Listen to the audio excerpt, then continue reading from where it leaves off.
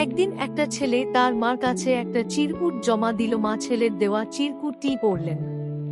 ছেলেটা লিখেছে, 1 নম্বর গাছে পানি দেওয়া 10 টাকা, 2 নম্বর দোকান থেকে এটা ওটা কিনে দেওয়া 15 টাকা, 3 নম্বর ছোট ভাইকে কোলে নেওয়া 40 টাকা, 4 নম্বর মশারি টাঙানো 5 টাকা, মোট বিল 70 টাকা।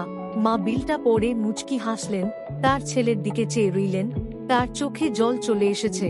তিনি এক টুকরো কাগজ নিয়ে লিখতে লাগলেন, তোমাকে 10 মাস পেটে ধরা বিনা পয়সায়, তোমাকে দুধ পান করানো বিনা পয়সায়, তোমার জন্য রাতের পর রাত জেগে থাকা বিনা পয়সায়, তোমাকে লেখাপড়া করানো বিনা পয়সায়, তোমাকে নিজের থেকে বেশি ভালোবেসেছি বিনা পয়সায়, তোমাকে গোসল করানো বিনা পয়সায়। তারপর সন্তান তার মার হাত থেকে কাগজটা কেড়ে নিয়ে তাতে ছোট্ট করে লিখে দিল, এই বিল জীবন দিয়ে পরিশোধ করা অসম্ভব, আমাকে ক্ষমা করো মা, আমার ভুল হয়েছে।